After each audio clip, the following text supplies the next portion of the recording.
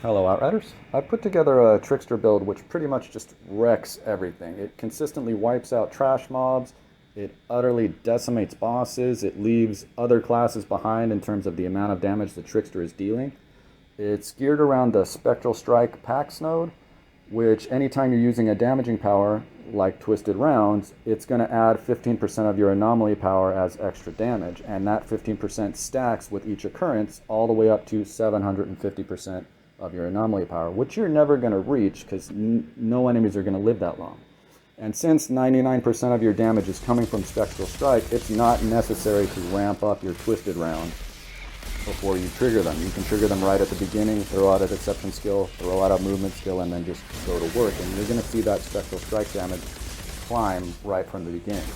And playing by yourself against the final Arbiter, your Spectral Strike damage per hit is going to reach in the realm of 70 million. Playing with other players, when the health pool is so much higher, you can reach around 200 million. And once this fight is over, I'll show you the actual build. And yeah, right there, that's 76.9 million for the final hit. This build is geared around two things: being able to increase your anomaly power as much as possible, and being able to effectively wipe out and survive the hordes of enemies on your way to the bosses. Since you need as much anomaly power as you can get, I've gone with the Shieldbeast set. The helmet, the torso, and the legs, they've all got anomaly power on them, and that left me open to hunt down purple gloves and boots that also have anomaly power on them. I'm not using Venator's Knife, I'm using Time Rift, so I do have a dead mod on the legs, but even with that dead mod, the build still excels. It still wipes everything out pretty consistently. Important mods of note: you definitely want Anomalic Caliber for your Twisted Rounds. It's going to increase your resistance piercing by 30% while Twisted Rounds is active, and that's important because we're running Unstoppable Force, which is going to increase your anomaly power by 50% of your resistance piercing. I've got instant reload on the helmet, and that's to again keep my Twisted Rounds running. It doesn't matter if the Twisted Rounds drop and you have to reactivate them, it doesn't reset the damage from Spectral Strike. It's going to pick up right where you were, even if you hit another enemy to drop a trash mob and then go back to the main big guy you're trying to kill. Spectral Strike is just going to pick up where it left off, so that's kind of handy. This piece rolled with Thunder's Legacy on it. That's definitely not a necessity, but I'm finding it it works pretty well to keep the melee enemies off me, so I'm not worried about replacing that.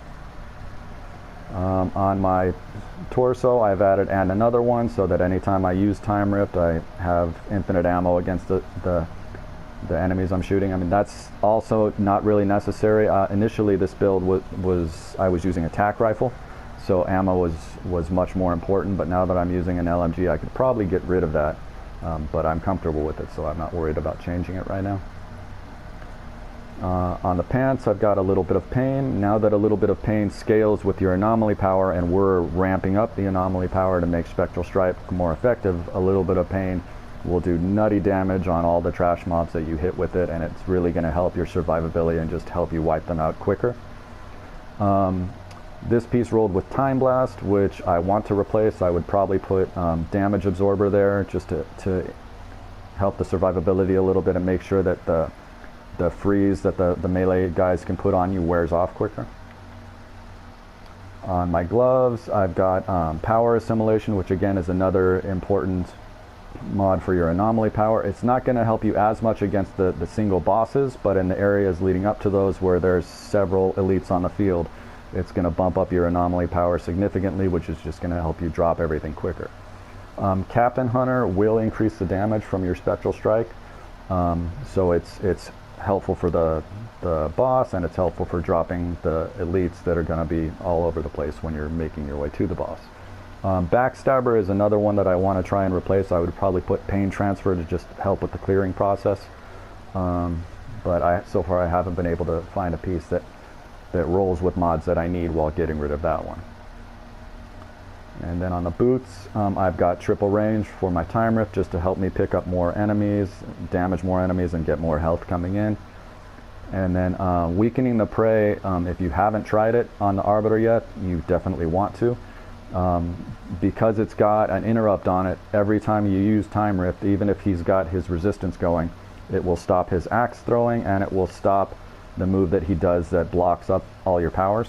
So once you see him doing that little twirl that he does with the axe right before that, if you use it, he'll just stop and then he'll try and melee you, but you can back out of that while you're shooting him. Initially I was using a tack rifle that had Mage's Rage and Death Renome and anomaly enhancement. And the gun that I'm using now kills the Arbiter just as quickly, but also wipes out all the trash mobs on the way there. So you definitely do not need Mage's Rage and Death Renome and that stuff, which it kind of seems like you do since you want to boost your anomaly power, but the numbers are going to get so big by the end that you don't really need that extra bump. So my main gun, which I use for pretty much everything, is a Damascus Offering that rolled with Firestorm, and I put Nicola's Revenge on it. And if you haven't tried Nicola's Revenge yet, you really should, because it's awesome. With this gun, I can pretty much walk through most of the areas, dealing out enough damage to not have to worry about dying. I mean, every now and then I'll get a melee guy that comes from behind me that gets in close and does a good amount of damage, but for the most part, dying isn't really an issue anymore. This is a gun that I use on the bosses. It's definitely not necessary. The difference between the kill time for the final Arbiter, this gun will kill him in 40 seconds, this gun will kill him in 35. So definitely not necessary. It's a Mythos that rolled with Claymore Torrent on it, and then I added the ultimate vulnerability bullets because the 25% damage bump that you get from that will also affect your Spectral Strike. For the class trees, for the main Trickster tree, I started with the lower branch to increase all my anomaly power. I took the 50% bump every time I used the deception skills, and the 50% bump every time I used movement skills, so that's another 100% increase on top of the 100% increase that I'm getting from the Shieldbeast. After that, I went up to the middle tree and all the way across, and that's to help with my survivability and to ensure that my shields are staying as full as possible to increase the bump that I'm getting from the Shieldbeast set. I also grabbed long odds, which increases my armor for all the enemies around me to again increase my overall stability. Survivability. And then the last node is one that's really helpful. Every time I use Time Rift, which I'm using often, I get a 50% bump in my shields, so it's not difficult to keep your shields maxed out the whole time, especially against the Arbiter, because once you get used to his patterns, he's not really going to hit you.